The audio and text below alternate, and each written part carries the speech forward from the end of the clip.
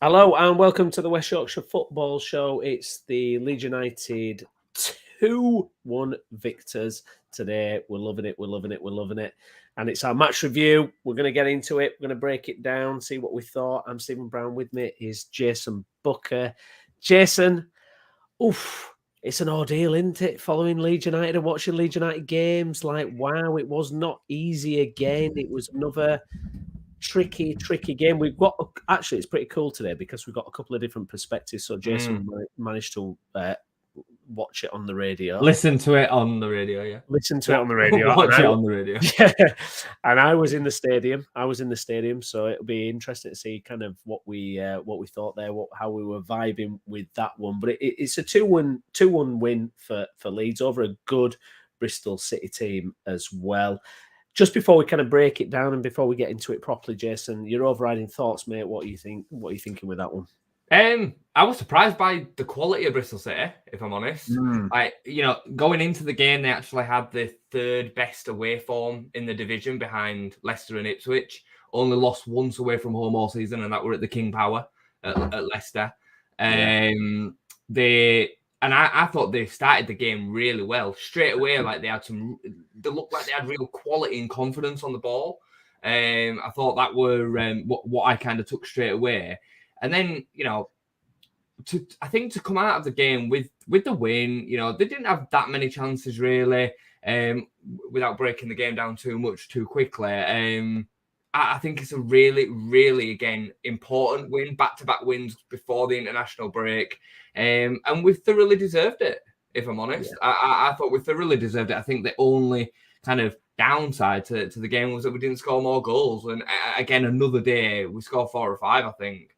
And that's while I'm saying that Bristol played well. So yeah, absolutely. If you join us now, if you're watching live, please smash a like on the video, subscribe to the channel as well. We're nearly at 600 subscribers. We really appreciate that. So please do get involved. If you're listening again on Spotify as well, please do leave us a review. Michael Brown, good evening, guys. Good evening, Michael. Pleased with the 3 points, 2 back-to-back wins, first time this season.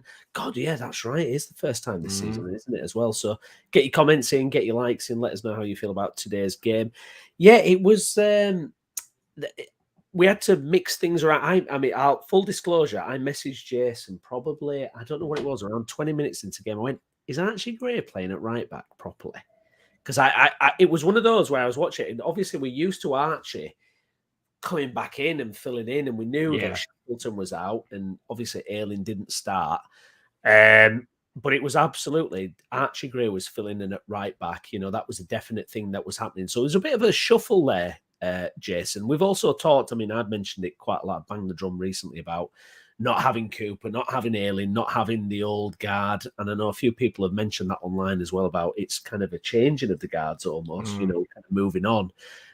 What did you make of the starting lineup? Were you trying to figure it out for a few minutes, or did you It absolutely only could have been a couple of things. When you saw the team sheet, it was either Ampadu was going to be filling in at centre back, we're going to move Stroke to left back, Byram's going to play right back, or it was Archie Gray was going to play right back. And truthfully, mate, it's unbelievable that we've got the talent on his hands. He was unbelievable today. And again, before we go too much into the breakdown of individuals, he fitted in seamlessly at fullback. I thought it was absolutely excellent. He has played there for England, for the youth teams. He has played there for the youth teams at Leeds as well. It's certainly a changing of the guards. Just before we crack on, am I all right just to be excused for just 2 minutes and you just keep...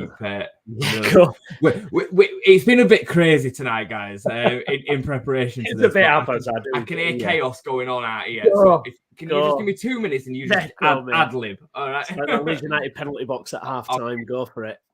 Get that chaos resolved. Jason's going. But yeah, it was an interesting starting lineup. Guys, if you watch along, please get your comments in. How did you feel about today? Michael Brown, Leeds really have to be more ruthless and decisive in front of goal when they create chances.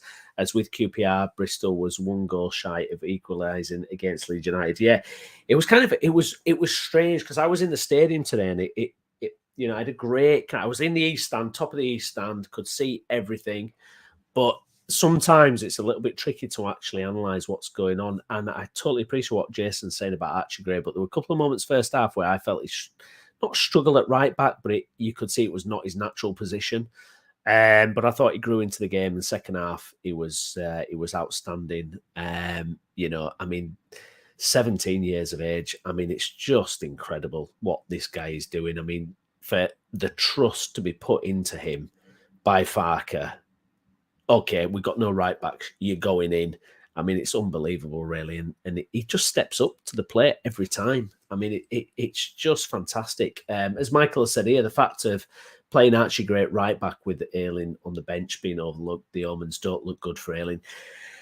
I think that's the thing. It's one of those situations where you're looking at it going, okay, so this is probably actually the first game I can think of in a league game, an important game where we've not played one of the kind of Bielsa tropes or one of the, some of the old guards, some of the standard players, the favourites. We've not played them. We've not started them. And I think it does kind of say a lot, to be honest. I really do. I think it is moving on. I think it's the next generation. I think that's what we've needed, though. I think, Ayling, Cooper, Bamford, these guys, they hold a high place in the Leeds United pantheon. What they've achieved at the club is incredible, and them and Bielsa and that whole thing is so special. But time does move on. It's Father Time catches up with all of us, doesn't it? And I think it's, we're looking to the next generation, and there's no one as better proof than that than Archie. Diggler, thanks for your comment, mate. It was always written in the stars that Pirro would score after Farker's big explanation in the press. Hey, guys. Yeah. Do you know what? It was absolutely fascinating to watch Pirro today because that press conference was pretty unbelievable, really, to be honest. It's something that's been growing. A lot of Leeds fans have been talking about the fact that why is this guy not starting up front? Why are we having our deadly finisher playing in attacking midfield, etc., etc.? And Farker's aware of everything. He knows what the narrative is. He knows what people are saying. And when he got his opportunity to answer this and refute what's going on, it was fascinating. It was a 30-minute rant, and you have to hold your hands up and say he's been proven absolutely right. Absolutely right, because it was tricky because, the thing with Pirro is it's balls into him, close control, nice little turn, nice little pass. He's good at all that stuff. He's good at all that stuff. He's not a presser, like Farker said. He can't press the opposition. He's physically a bit limited in that kind of front. He's maybe not that kind of modern day forward in that way. He's a classic centre forward in terms of finishing is what he's about.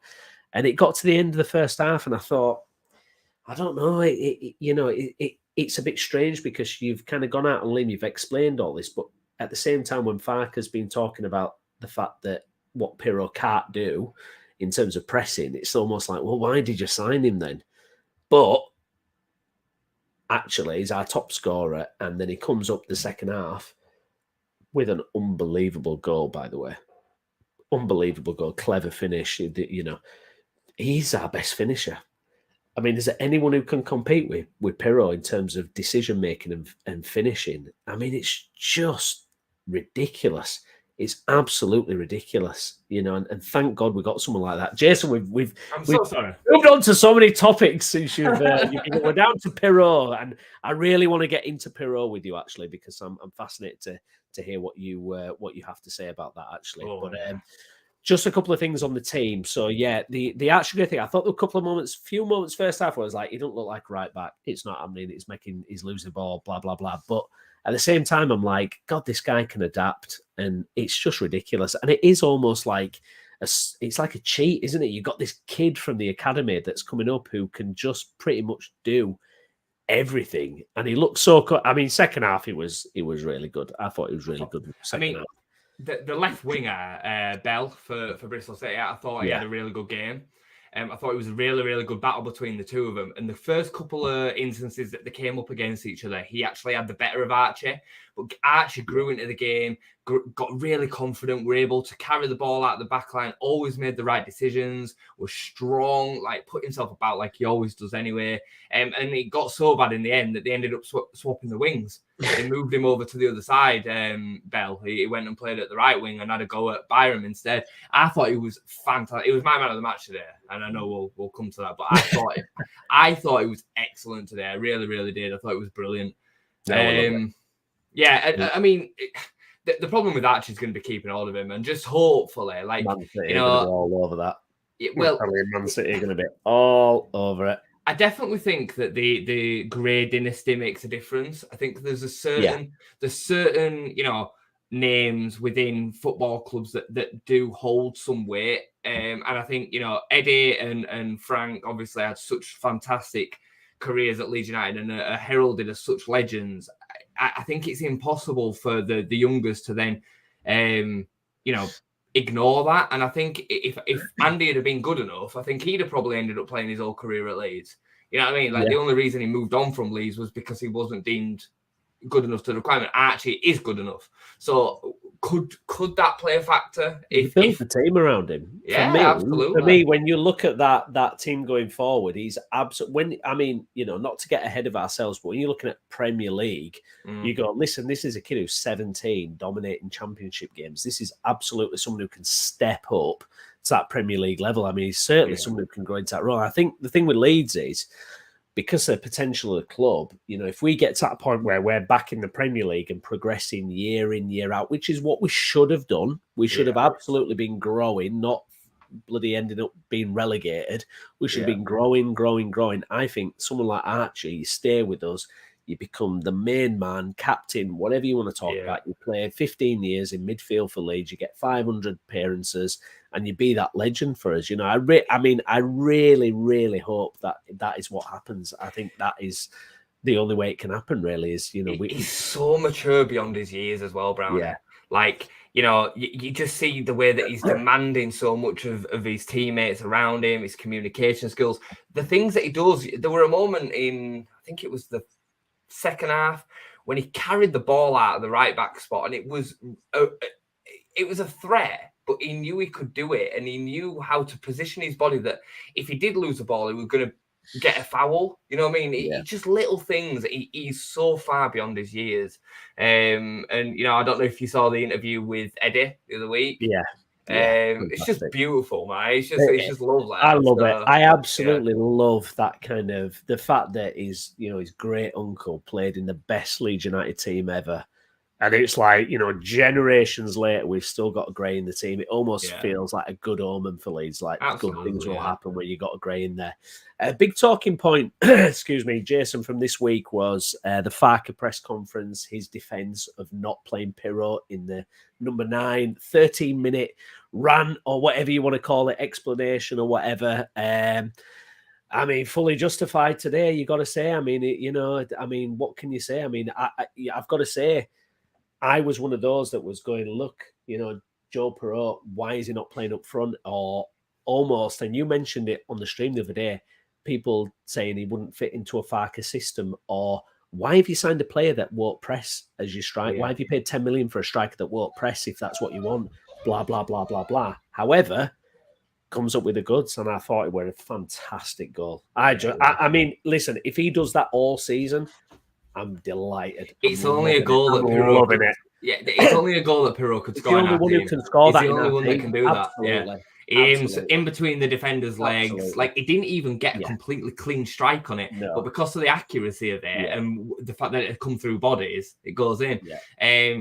I thought, not to mention the big man, but it was very Bielsa-esque on it, the press conference. Like, that's what I thought. When he started, I thought, this is so Bielsa. When he just went, what were he says?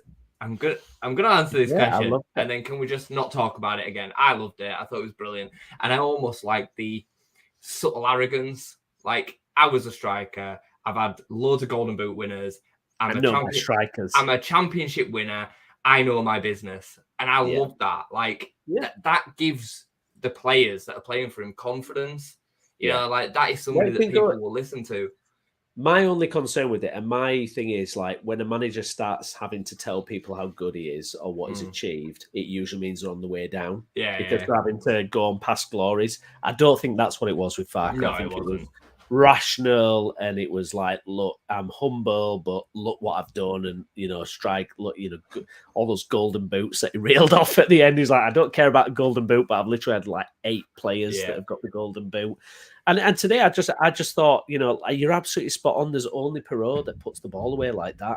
And thank God, you know what I mean? You're looking at players. I mean, Rutter had that unbelievable moment first half. I don't know how he doesn't score. He can't finish.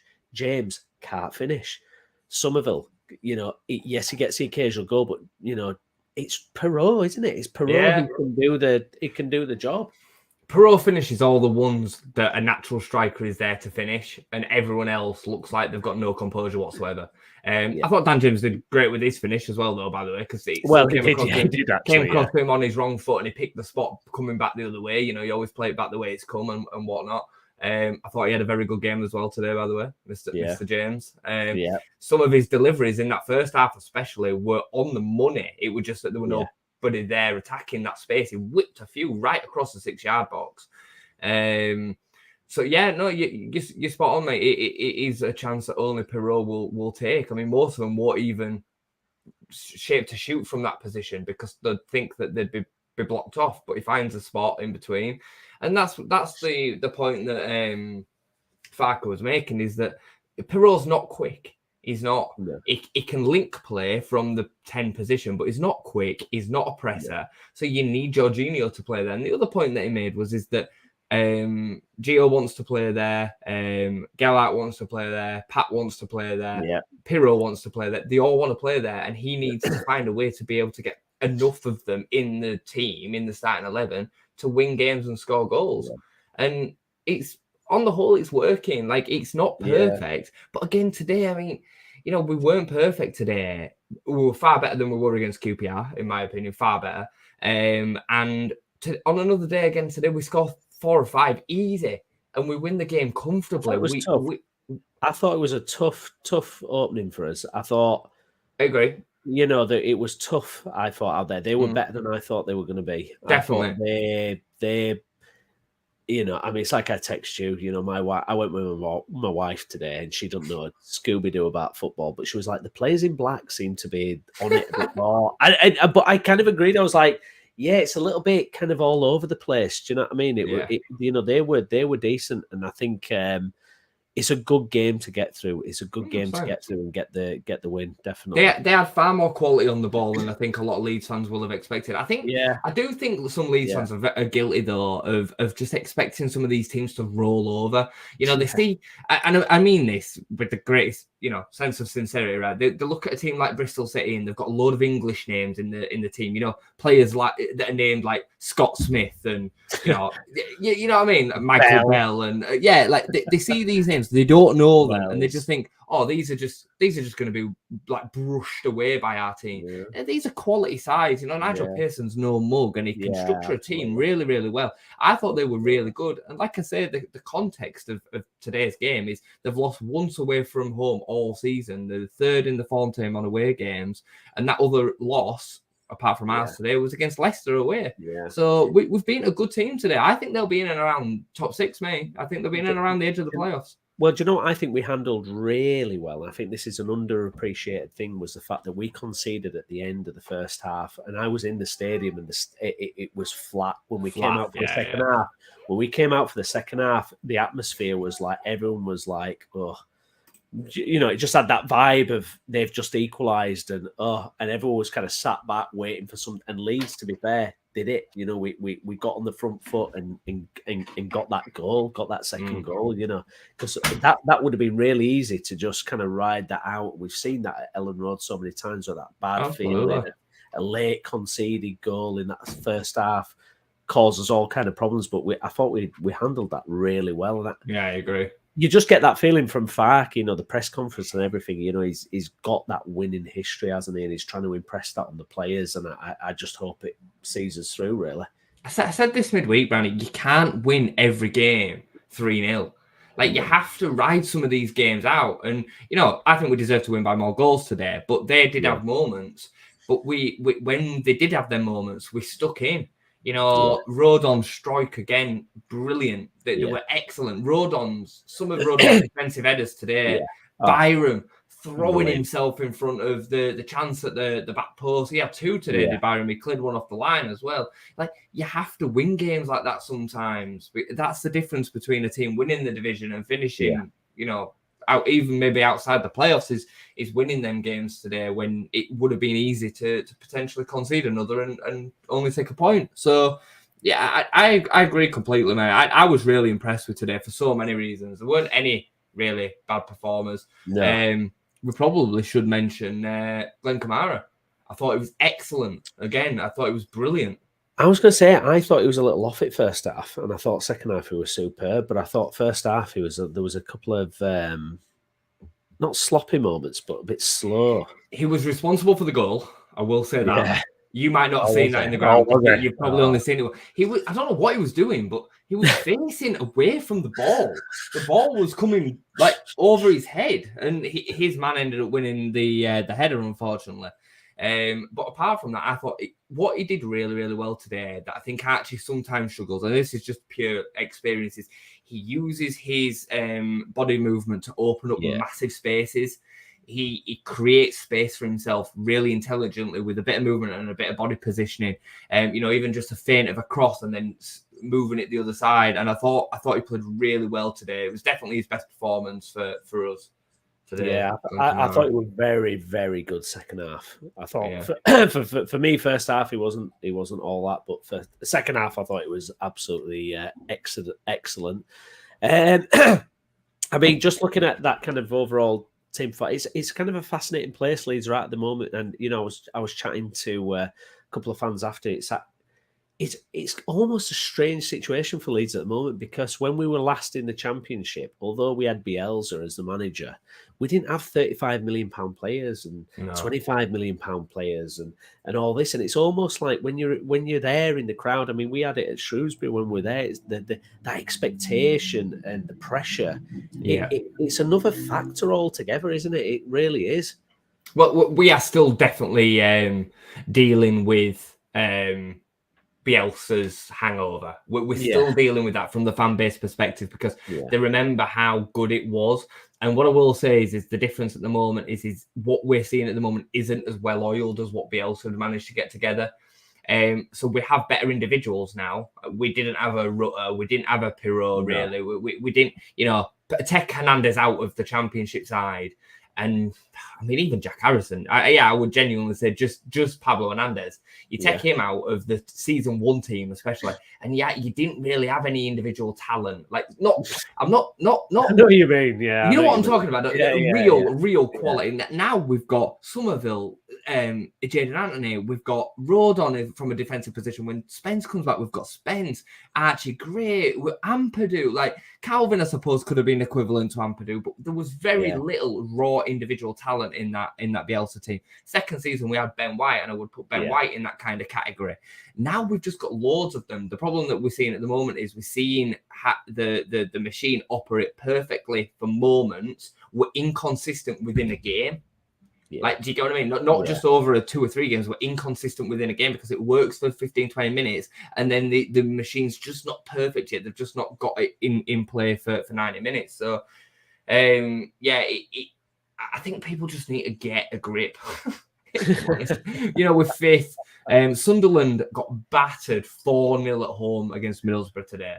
I know. Right? Everybody's in that round now, aren't the Middlesbrough? Yeah, 3 straight wins or whatever. 4 wins on the spin in the league. But everybody's waxing lyrical about Sunderland, and they've had 2 seasons under Tony Mowbray playing quality football, and they go and lose 4-0 at home against a massive rival today.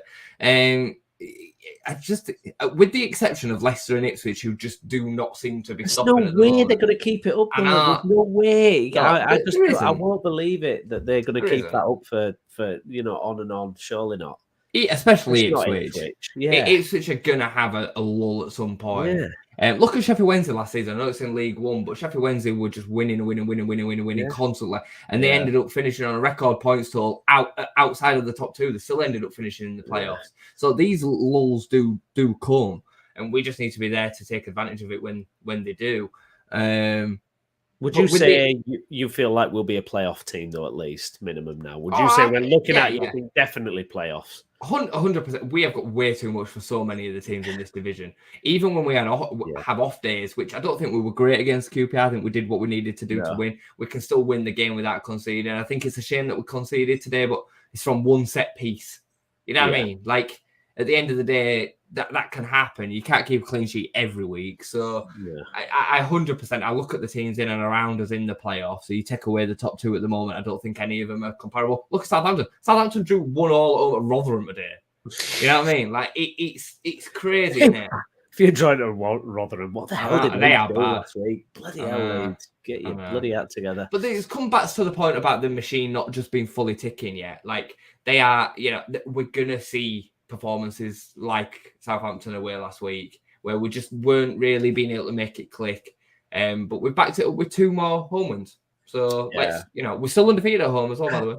Yeah, true. And I still feel like the vibe I got as well is like it gives teams an extra 5-10% when they come into Ellen Road and playing Leeds, more than Leicester, more than Southampton. I really feel like there's something in the Leeds history, the reputation, even though we've not achieved much in the last 20 years, it's still a thing. The fan base too, players want to come and impress. Yeah, absolutely. Fan base, the build up to the day, the whole thing. I still feel that gives other teams like that extra bit that I don't think Leicester have to I agree. Through. I really don't. Even though Leicester, won the Premier League a few years ago and FA Cups, it doesn't even matter. It's like, no, it's still, Leeds are still that mammoth, aren't they, really? They absolutely are.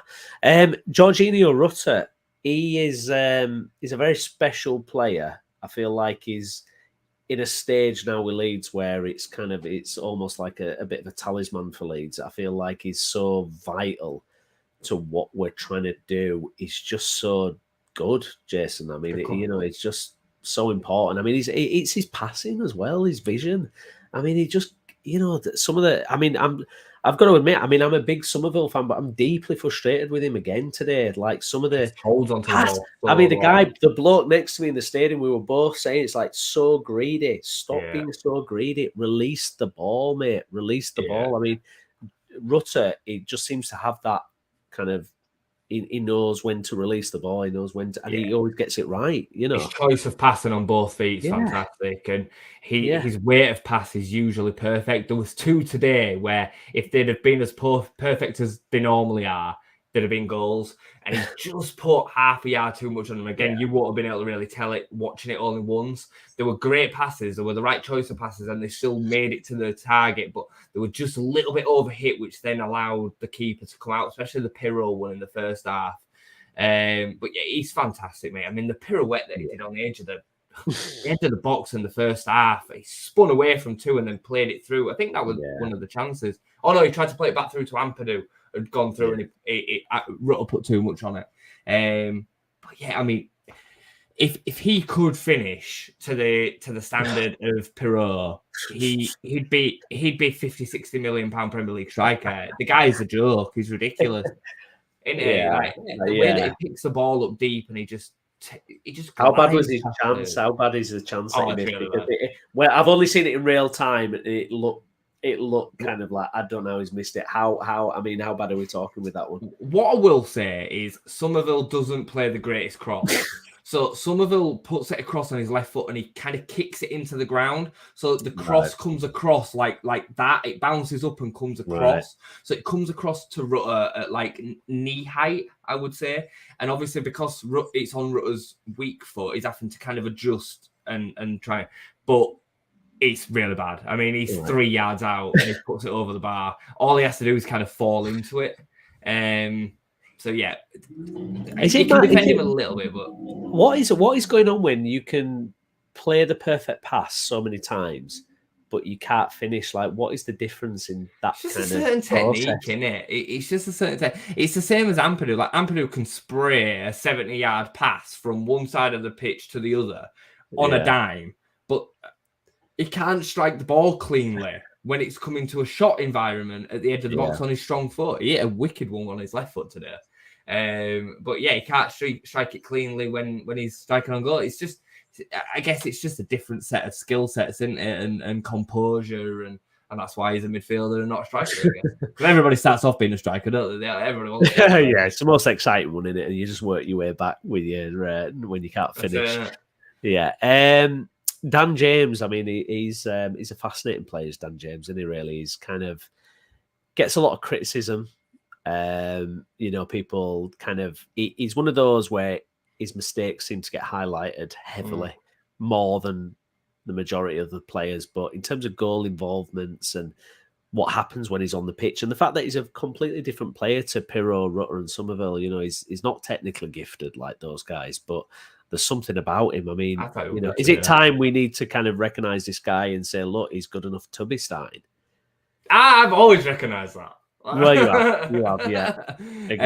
At this level, in this division, he's more than good enough. I mean, any team in the division would take Dan James in their squad to potentially start 25, 30 games a season. 100%. The guy's a nightmare to play against. He scares defenders stiff. One of the things that defenders hate the most is a speedy attacker running at him. And sure, sometimes his delivery or his decision making, more importantly, is inconsistent. But I made the point to you last week that he is the one that will put his kind of balls on the line, if you like, and whip the difficult crossing or try and make the difficult pass.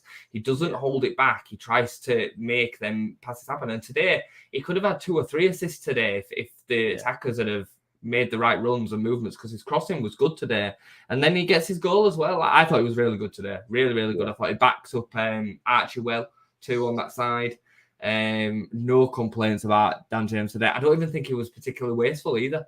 I can't think of too many where he ran it down the channel. There was one win second half where he slipped, but he still managed to skew it out to Gray on the byline. I thought it was good, really good today.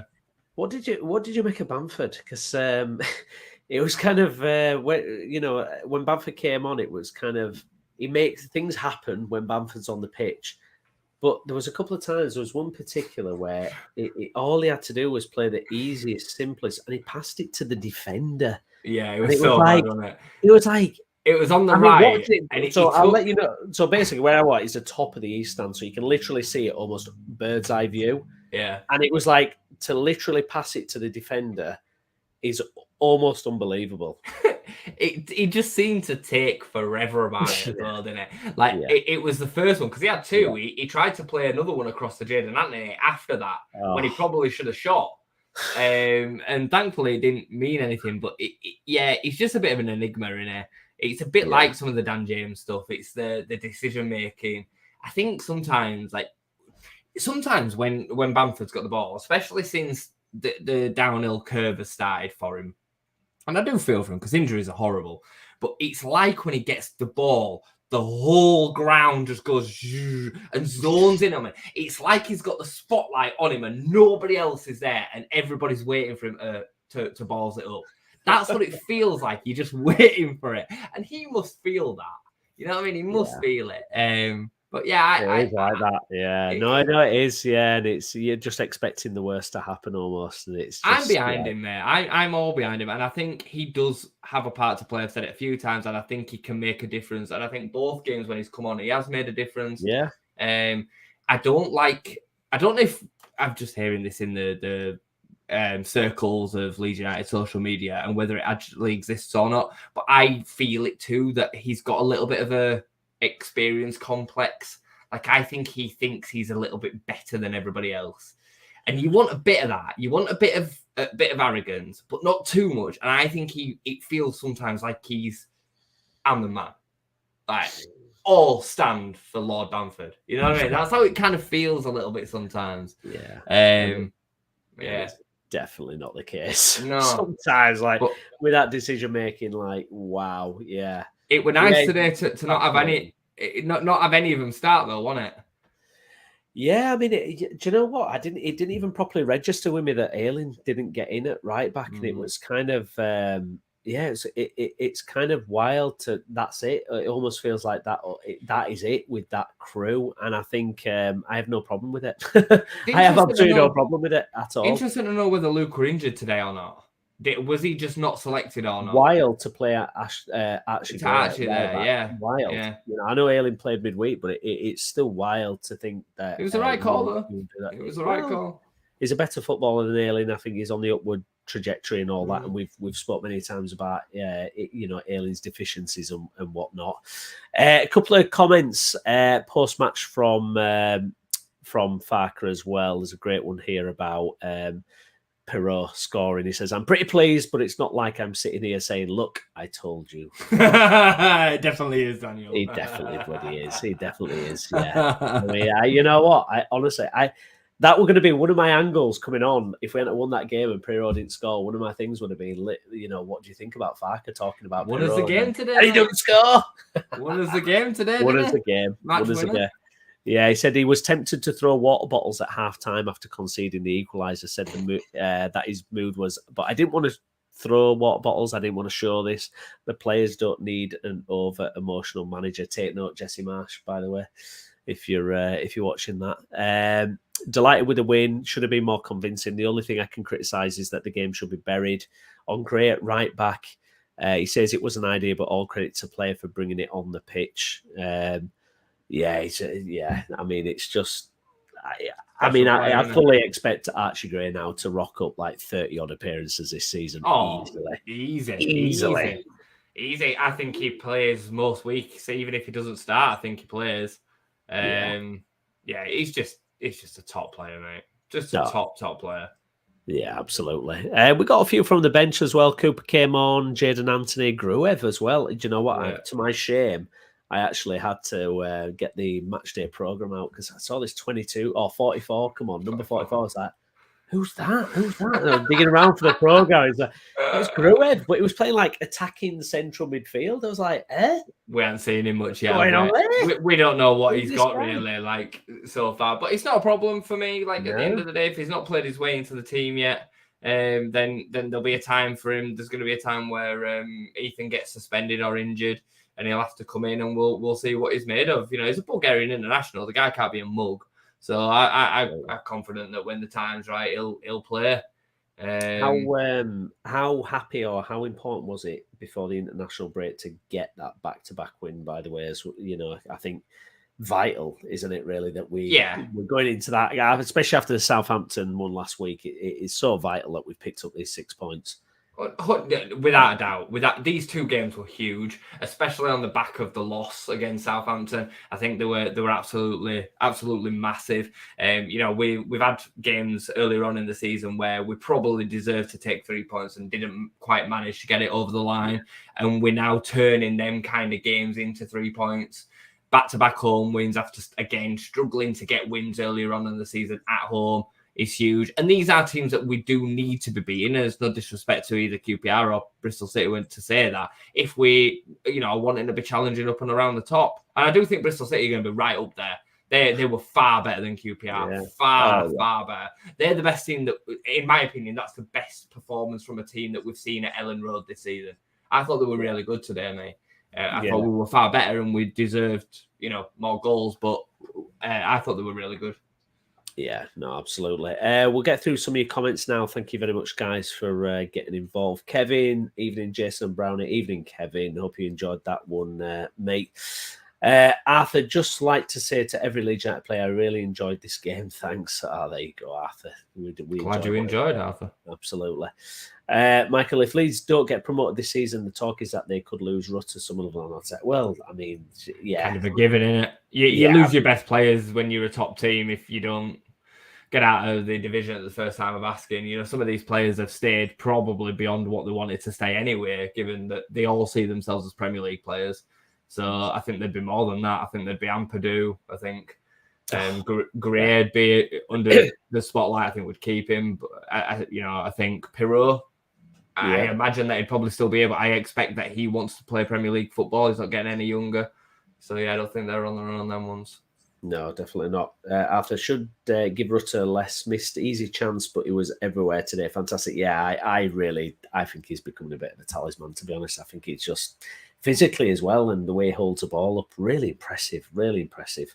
He uses his body well, doesn't he? Yeah, he does. Yeah, absolutely. Diggler, there's a lovely vibe in the team when Archie is on the field, especially with Van Perdoot and Rutter there too. Yeah, it's that thing, isn't it? It's that, I don't know if it's the grey thing or the homegrown thing, but it feels right. It's like a nice fit for this season, I think. And fascinating thing with Archie as well, Bielsa had him in the match day squad as well, didn't he? 15-year-old.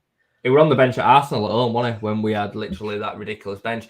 He's clearly super talented. The thing with Archie, like, forgetting all the the niceties around the family name and the fact that he's a lovely lad, because he does seem like an extremely lovely lad. He's just good enough. Yeah. That's all that matters. He's just good enough. Like, it's not like we're putting him in there for a charity. He's one of our best 11 players when he plays. Like, it's as simple as that for me. He's so talented, so he deserves to play, and he's good enough to play. And the boys around him know that. I saw the interview a few weeks ago with Shaq. And Shaq were talking about him, and he's just like, the kid's just ridiculous. Like, he's just so good for his age. Yeah.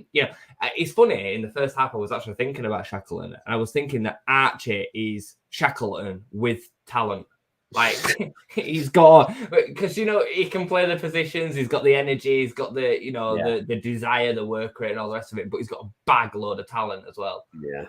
Do you know what it is as well? I mean, you've talked about this many times as well. It's the brutal reality of the level you have to be at to compete. I mean, I saw a big thing about, and he might get to the level, when I did think of you today, it was Lewis Bates scored an unbelievable goal in the and everyone's going, this kid has got it, and I'm like, I straight away thought, like, the level, the opposition you're competing against, it's a different world. Yeah. And I think I was probably one of those who didn't appreciate that fully until, when you saw JB in the cup, and when you see these, it's a huge step up. But Archie Gray is doing it now at 16, or 17, he's doing it now. Until I started watching like ridiculous amounts of football. When COVID happened and I got into scouting and I started watching 23s football a lot and under 18s football and stuff, you start to understand it a lot more. Like the normal fan, and this is probably it's showing me being a bit of a nerd more than the normal fan being wrong. But when the normal fan sees, media highlights of whoever playing really well in the 21s or 23s or whatever, and their natural reaction is, well, they're playing well at that level, put them in the first team. Like, we've seen it so many times over the years, time and time again. And the gap is so big. It can't even be put into words. It is so, so big. We all remember Ryan Edmondson smashing him in like fun for 21s at 23s. He plays in League One now. He struggled to get game time in League Two. He's on the bench at a League One team. Jack Jenkins, McKinstry has just gone to South Park, is it, or something like that? Yeah. In Scotland. Yeah. South Park, that's the comedy show. What are they called? His teammate Cartman.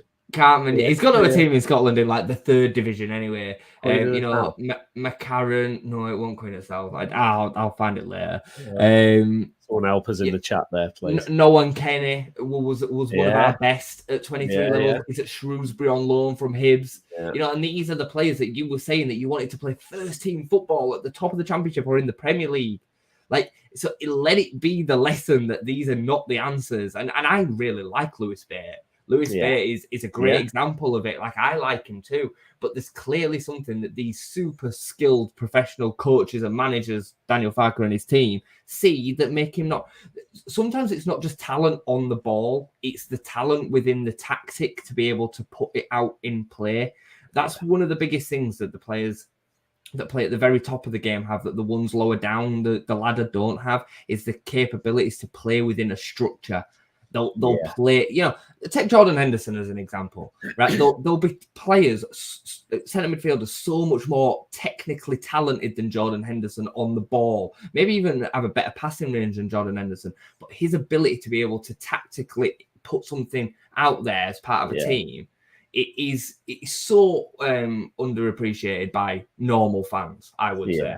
Yeah, absolutely. And I think physically as well, when you compare like, Archie Gray to Lewis Bate, I mean, Archie's tall and the way he moves, Bate's very small and, it just, you just see it. But I mean, I agree. I mean, I think Bate is a wonderful footballer, just from a pure football point of view. You're absolutely spot on with that, because like if you're going to be the size of Lewis Bate and especially play in the centre midfield, you have to be super talented.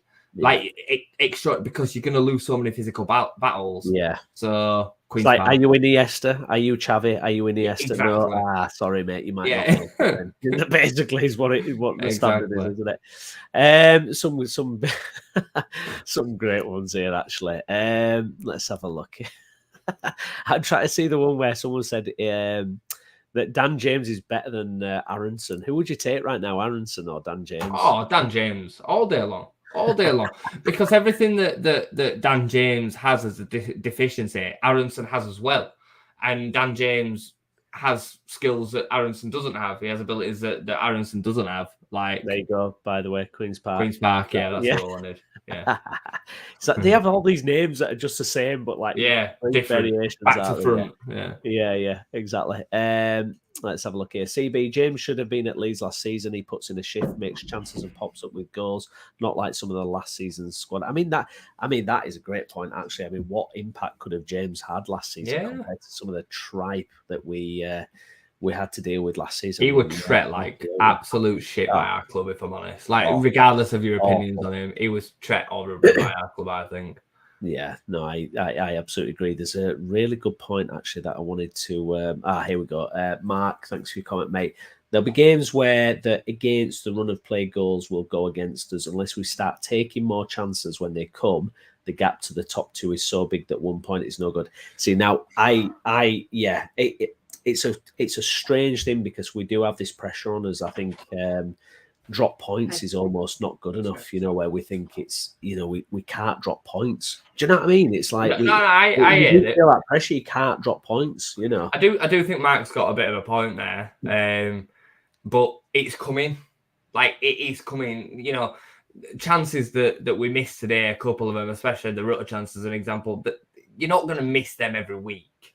No. Like, they are absolute guilty chances. We're doing all the bits that we need to do right up until the point of putting the ball in the back of the net. We've seen this before, though. We had this under Bielsa. We had this pretty much solid for 2 seasons under Bielsa.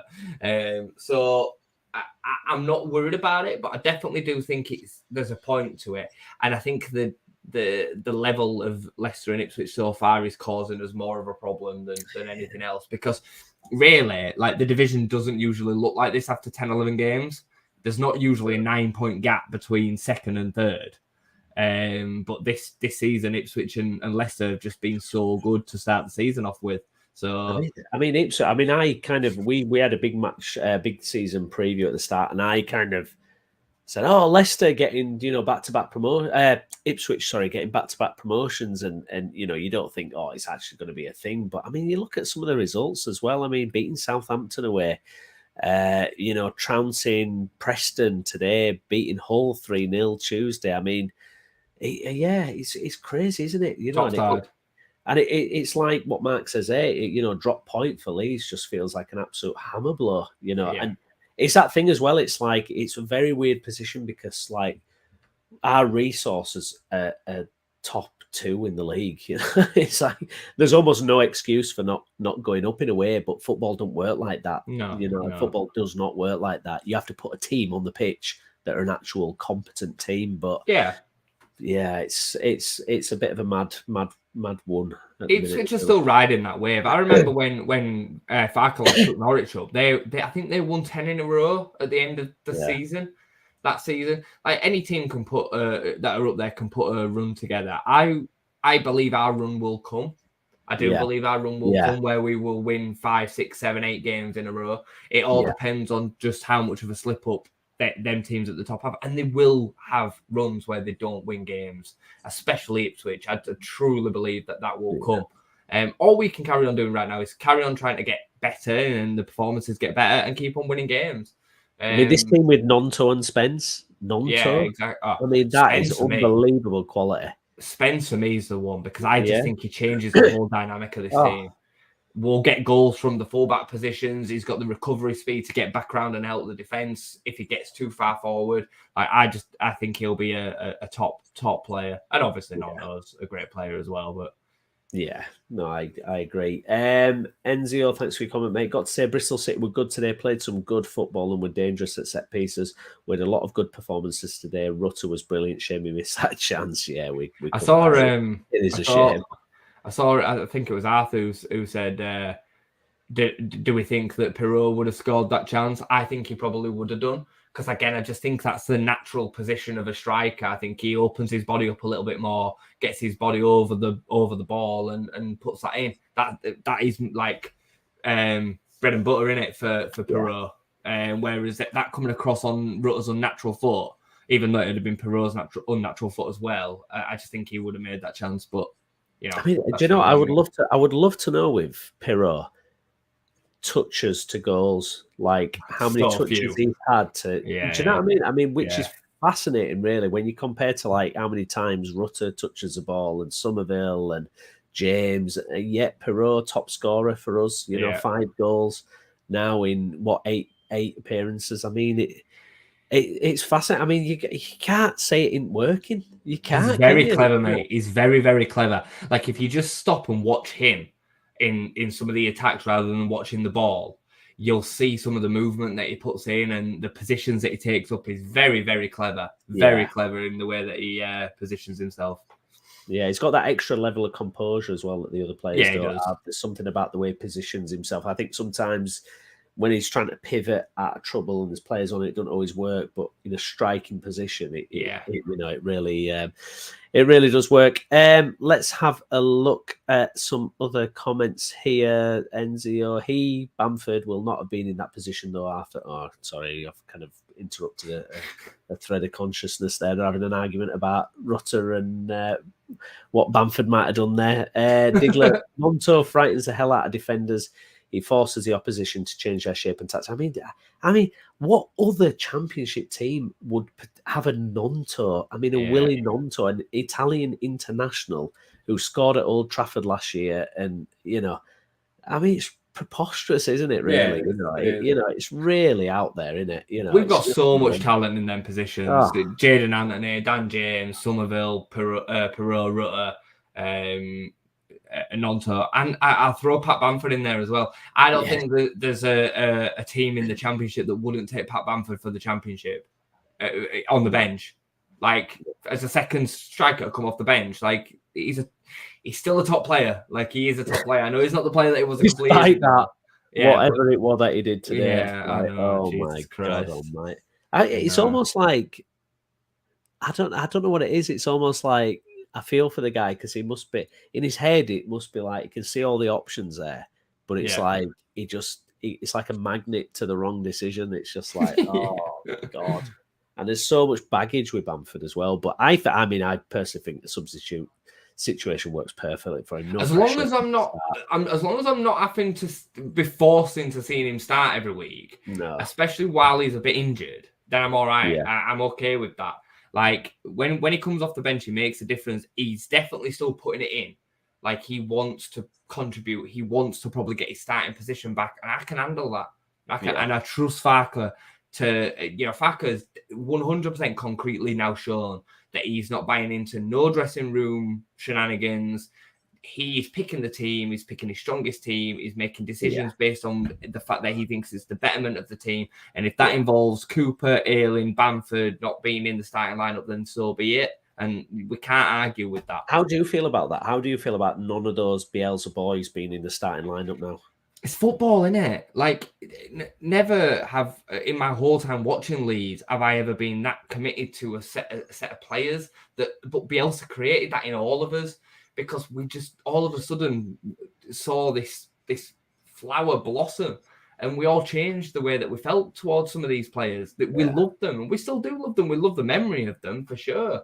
I've got poster in the back here, like a canvas of the team all lined up at Derby. You know, when we'd won the league, we turned up there pissed and we beat them 3-1, didn't we? With the guard of honor, Rooney doing a with the guard of honor, yeah, and all that. I've got the whole squad. I love them all. You know, when I look at them, I watched Ben White on Match of the Day, and I still love the lad. Like all of them, I love them. But never has any team, I think, kind of been so like loyal to a set of players, even when they are playing so badly. Like you can let them have 1 or 2 games, but we're talking about some of these having 2 seasons worth of failure, and yet we still just like wheel him out, like bang him back on the pitch again. Just because I say I don't want to see Luke Ayling playing doesn't mean that I don't still love him. Like when he comes back in 10 years' time and he's retired, I'll be, Lord Luke Ayling. Like he'll be a hero, man. He'll be a hero till the day I die. So it's not their fault, is it? It's not their fault we didn't move on. It's not their fault that we didn't kind of upgrade or however you want to phrase it. It really isn't. And it could have easily happened to some other players if they'd have stayed too long as well. Berardi and Hernandez. It could have happened to all of them. It's like when Dallas comes back now. What's that going to look like? Mate, it happened. All fans of football teams will have examples where this happened, but it's happened to us before. When we got relegated from Premier League in 2004, it happened with David Batty. David Batty were there way past his sell by date. We were wheeling him out and he were way past it. Radabe ended up dropping down to the Championship. I remember Lucas Radabe coming on playing centre midfield against Wolves away in the Championship, and he were knackered. And we were wheeling him out. Like, he retired after that day. I'll never forget, because he came off the bench at about 70th minute and ended up coming back off injured with a knee injury. And he retired after that game. And it's like, what are we doing? And I get that some of it is the players saying, look, I want to do, I want to help Leeds United. Yeah. But it's not good for actually then what gets put out onto the pitch. Because they're not capable technically anymore. No, I mean, this is going to be the fascinating thing as well is because, like, as Leeds fans, we get very attached to players. We do, absolutely. And it's like, we can't move on the play, we can't move on from these players. It's like, but if we get promoted, I know it's looking ahead. If we get promoted, are we ruthless enough to say this ain't working? Yeah. Farker himself is going to be under the spotlight. Is Farker good enough for the Premier League? Is Farker up to that level of the Premier League? And I hope this time we're brave enough to go, actually, let's do what we have to do. What we've done a little bit differently with the recruitment in this summer is recruit for the future as well, but properly. So not just recruit 18, 19-year-olds that are going to go into the under-23s that might be able to make it. Players like Ampadu, Pirro, I'd even throw Jadon Anthony in that. Jed Spence, if he were to stay. They're all players that they're at a certain level at the moment, but can develop into being really strong Premier League players if they carry on the trajectory that Glenn Kamara in his prime of his career, Gruev, young Bulgarian international, 24, 25-year-old, his team is full of them that are of that kind of mold, and that's what we need. That's absolutely what we need. Absolutely. CB, 49ers want promotion for sure. They won't be selling the best players. The previous clowns might have done, but not the 49ers. Yeah, I mean, I think we've shown a strong hand this summer. Have you seen that they've gone for Gary Monk? Oh, I know. I couldn't believe that. I heard it this morning. I nearly fell off my chair when I saw that. Yeah. I couldn't believe it. Really? That's like wild. Yeah, absolutely mad. Digler Batty actually had a horrific injury. I saw the pics. I think it ended his career. Yeah, but there were I remember this. I remember the season we went down and he'd been ostracised at Batty, and he came back against. Came back in under. It was like it was a crock. Yeah, well, he came. I love Batty. I absolutely love Batty. My favourite Leeds player. He's my favourite player ever. He's my favourite player of all time. Yeah, and because Eddie ended up taking us down that season, didn't he? Eddie Gray, and he brought him back into the side. Yes, and he was a shell of the player that he used to be. He should have been nowhere near the first team. I understood why Eddie Gray brought him back in, but it was. My point is that sometimes we do as fans and the emotion of Leeds United, we hold on to these players way past what we should. Yeah, no, absolutely. For the benefit of Kevin Jason, who we're talking about here, I missed that one. The new club that Rads has taken. Sampdoria. Sampdoria, that's it. I wanted to say Brescia for some reason. Sampdoria, yeah. Replacing Andrea Pirlo. Yeah. with Gary Monk in the second division of Italian football. It's just wild. I mean, Gary Monk, what a fall off he's had in his career. Jeez. I know. Do you know what? I remember when he left Leeds as well. I was like, oh, because he'd done decent. He had a really solid year. Like, why is he leaving? Why does he want to leave us? What is going on? I'd love to know the story behind that, because it's definitely not as cut and dry as Monk just walked out, but it's also not as cut and dry as he didn't get what he wanted. I think there were a little bit more in that. No, he's a bit of a shadowy character though. He is. He's a bit snaky, isn't he? Yeah, he's definitely a bit snaky. Yeah, exactly. As CB says, it. Do they like snakes in Italy? Well, we'll find out what we. Yeah, absolutely. Good stuff, Jason. Anything else you want to cover off, mate, before we bid farewell? You watching the fight tonight? Big fight. Tell us about it. Come on, Josh. Yeah, big Josh Warren tonight. He's a bit past his best, but hopefully he can turn back the clock and get the win for Leeds tonight. Seen some massive nights at Leeds. I was there the night that he won his world title at Ellen Road, which were pretty cool. So yeah, fingers crossed that comes good tonight. Where is he in trajectory? Because he obviously had those highs, he won the, and then it's kind of, has he lost a couple of fights? Yeah, he's had a couple of bad years, to be honest. He got knocked out quite badly in COVID, behind closed doors. Then he's had another loss since then against a bit of an unknown at the time who's gone on to win a world title. So like it's not as bad of a loss as it maybe appeared at first. He's definitely on the slide. But he's had a lot of tough fights because he's not got massive power, Josh. He always has 12-round bangers. Right. He's all, you know what I mean? So it's a lot of wear and tear in it once you start getting into your mid-30s, especially at the lower weight categories.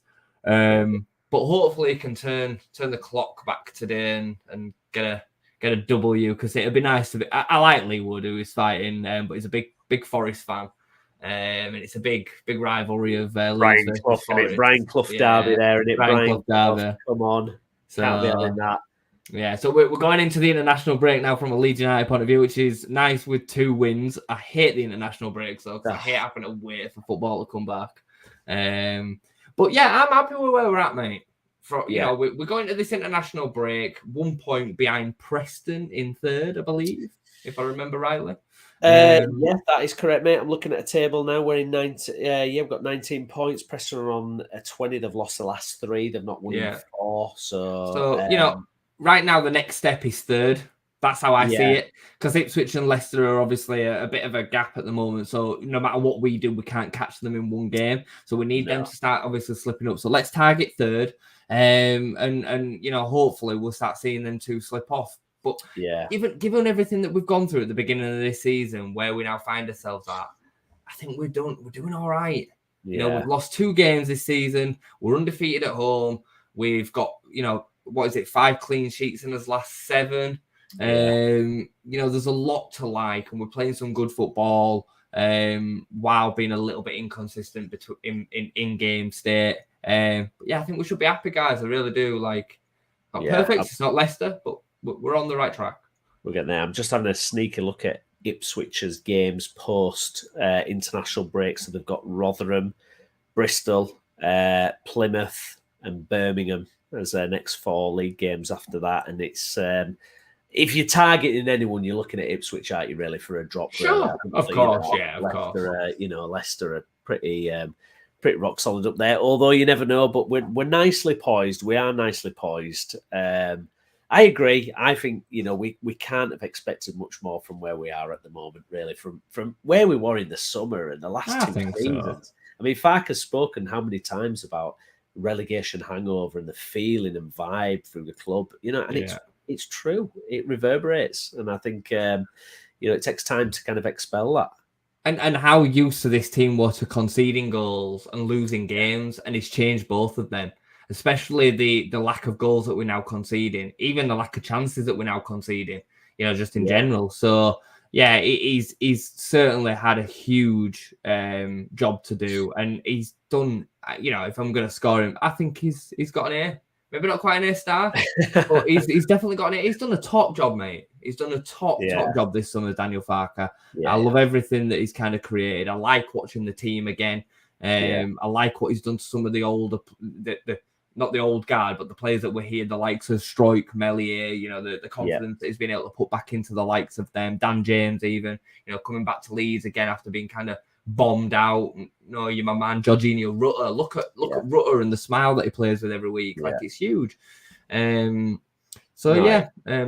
before we finish, let's just have a quick. I know that I said that I needed to be off after an hour, and it's now an hour and 4. But when we get into it, it's quite fun, isn't it? What about Bournemouth? Oh, you have just stolen exactly what I was wanting to do. I wanted to bring Arthur's comment up. I think Bournemouth might go down this season. Only stay up last season. Have a good run.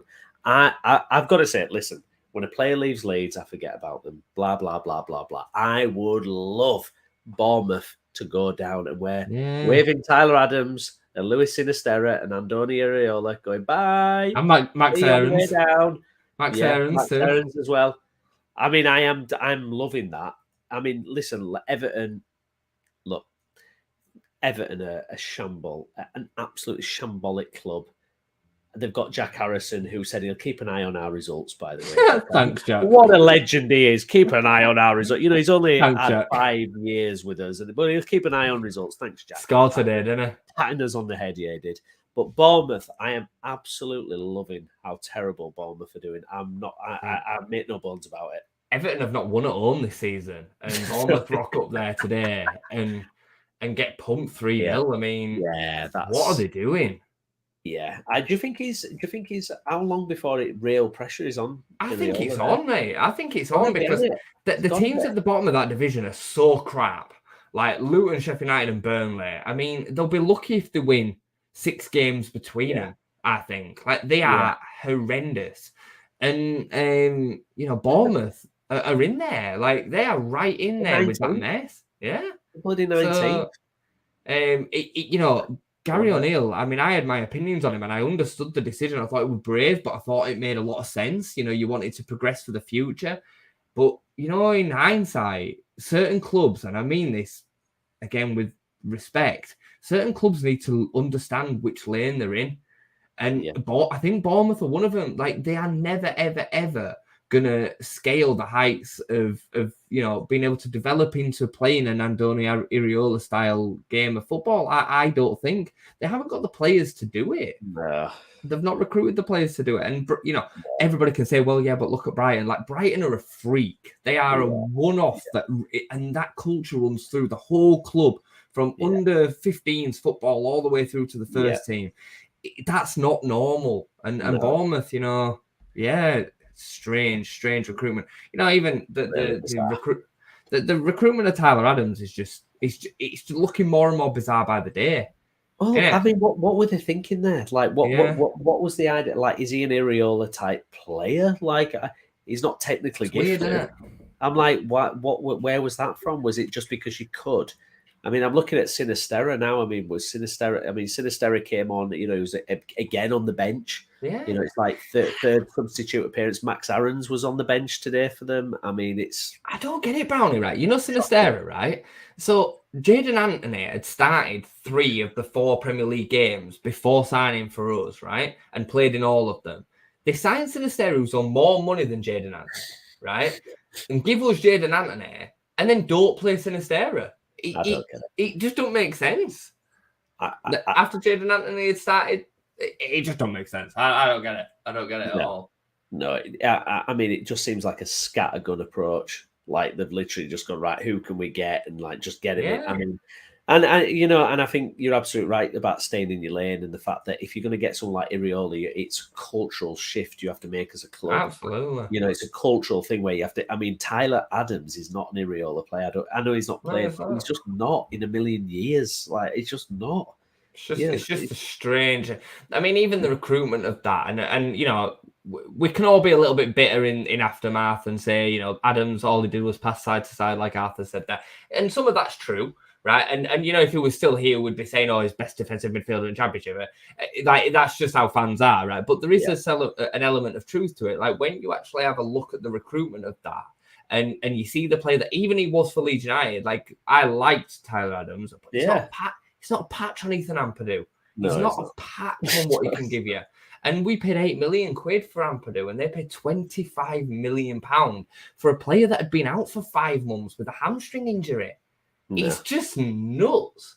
I mean, like Michael says here, can't believe Bournemouth bought Tyler Adams for 25 million while he was still injured. Now I am hearing he will be out for another 3 months. Surely they had to check his fitness before they buy him. Well, he's had a relapse on the hamstring. So when they signed him, he was due to be back within 2 or 3 weeks, which he did come back. He played, then he had a second game, and he's relapsed the hamstring. But hamstrings are really bad injuries. Yeah. Really, really bad injuries. They are super serious. They're more serious than breaking a bone.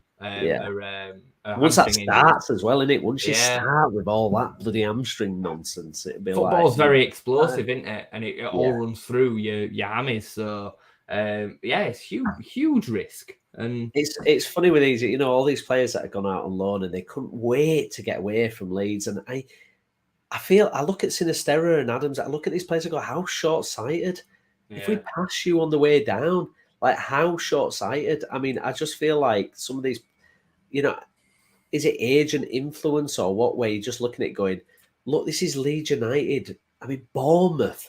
You're spot on. Who's picking Bournemouth above Leeds United? You're spot on. When Tyler Adams were going to Chelsea, I was like, you know what, I get it. Yeah. I don't fully understand why Chelsea really want you. But if they want you as part, if they want you as part of a squad and you want to go to Chelsea and fight for a place in a team like that, I get it. I get it. But Bournemouth, like, it's just short. Yeah, like you say, super short-sighted. And it's worked out perfectly for us. I don't think there's a single signing I'd have back. No, and it'll be fascinating because, and I absolutely can believe that if we're looking like we're going to get promoted, you will see a narrative switch up where it's like, oh yeah, I really care about Leeds.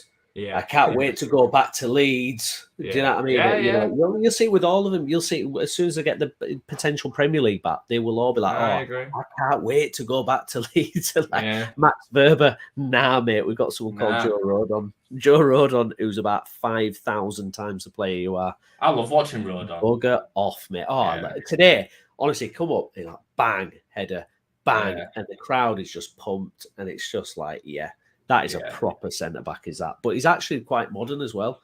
Brings the ball out. He's quick. Speed, recovery. He's really quick. Unbelievable, mate. Unbelievable. Yeah.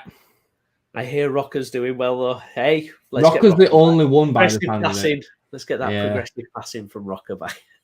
And I saw Rocker's qualities. He definitely didn't play well for Leeds enough, but I think it was more system was his problem. I don't know why we signed him. It was a wrong signing. Terrible recruitment again. I know we've had better recruitment this window than we've ever had for the last God knows how long. Years and years. Yeah. Lovely. Any final thoughts before we go, mate? No, I think I covered it all there, mate. I just thought that'd be quite an interesting little 5 minutes to speak on Bournemouth because it's quite funny. But I love it. Would you be? Because obviously I was like quite resentful towards Everton. Are you at the point where you would like prefer to see Bournemouth go down than Everton now? Do you think? No, I really don't like. But I really don't like Everton. I just think Everton. Like, I don't like Everton because they employed Lampard. That's where my relationship started changing with Everton because I just think it's just such a piece of shit. Like, and like Everton deserve to go down. Everton deserve to go down. They deserve to go down for so long, and they just get away with it. So they're probably still just Everton because, like, I don't really care that they got Iriola. I was a little bit upset for a couple of days that they got Aarons because I thought he'd have been fantastic for us. But I get it. I get it from his point of view as well. I understand why that makes sense. Adams and Sinisterra, they expected to lose both of them anyway. I think it just says more about them than anything else. And we replaced both of them with better players. So I don't really have a feeling about it. I just think they're a small tin pot club who will end up back in the Championship one way or another. So for me, Everton. Everton are not going to go down because there's too many shit teams in this division. There's too many poor teams at the bottom of the Premier League. They've started to just get going as well, haven't they? They've picked up a couple of wins. Jack Harrison. By the way, Jack Harrison, I have no I'm just Jack Harris. I'm just like I just have apathy towards him, mate. I'm just like, meh. Like he disappointed me so much with the way that he left. Oh, it was you the know, worst. yeah. Oh, Give us something heartfelt, Jack. Like we've had, keep an eye on you. yeah. I It was keep an just eye on weird. you. What? I know. Oh. I know. Yeah, and the fact that they've cheated FFP, like that really irritates me. We could be in for 100 million from them, by the way. I wonder how that'd be fascinating, wouldn't it? Like, can you imagine? Yeah. Forget a nice 100 million from suing Everton. I did see that Sam Greenwood scored today. No, I've got no extra ground towards Sam Greenwood. Yeah, but he's playing at centre forward. He's playing behind the front man. Oh, yeah, he's not playing in centre midfield at all. So yeah, I've got no problems with Sam Greenwood though. Sam Greenwood's moved on loan, I think, with the intention of potentially coming back and playing for Leeds United. It's a bit different. He's a youngster who wants to play first team football, and he wouldn't be playing enough first team football for us right now, I don't think, with the players that we've got. So I ain't got a problem with Sam Greenwood coming back. He's not the same as the Snakes. No, he's not. No, definitely not. What was that game that he played just before he left? And he was like Kevin De Bruyne. Do you remember? It was the Salford game when he came on, wasn't it? He's like long ranging balls. I was like, Jesus, do we want to let this guy go? I don't know. Actually, he went on loan the next day, didn't he? He went on loan I was the like, next day. yeah. We've waited all this time. We've invested all these minutes into Sam Greenwood. Now he's like Kevin De Bruyne. We're going to lend him out. Great stuff. Yeah, good stuff. Yeah, it's going to be fascinating to see what happens with all that, actually. But yeah, thank you very much for watching along. We'll be back again we'll do something before the international break and during and all that stuff. Yeah. But a little bit of a break till the next Leeds United game. But we'll get together with the other guys as well on the channel to figure things out. We'll talk some Leeds at some point in between now and then because people can't wait 2 weeks for Leeds content. Mate. We'll have to think about something. There's going to be something kicking off in. There's always something kicking off in there. Do you know what I mean? Come on, and it's not too far away from that local derby, is it? That West Yorkshire derby's coming up over the horizon soon. Don't talk to me about it. I don't even want to experience it, if I'm honest. Like, obviously, it's fun if you win, but it's just another game, isn't it? It's no different to Bristol City at home. No. I know Steve will be like, oh, it's big derby. Like, no, it's not. I don't care. The only reason I want to win any more than I normally want to win a game is so you can't gloat. That's it. Right? you. Is it away or let's have a look. No, it's at home actually. So yeah, it is at home, isn't it? We're going to try and get Steve on the post match for that as well. That'd be good if you don't want to duck us. If we want. Yeah. Please, if you've enjoyed the video, please do smash a like on it and subscribe to the channel. We're nearly at 600 subscribers, so we'd love to get it up to that amount. Thank you very much. If you're listening along on Spotify, thank you very much as well. Myself and Jason will be back again in the future.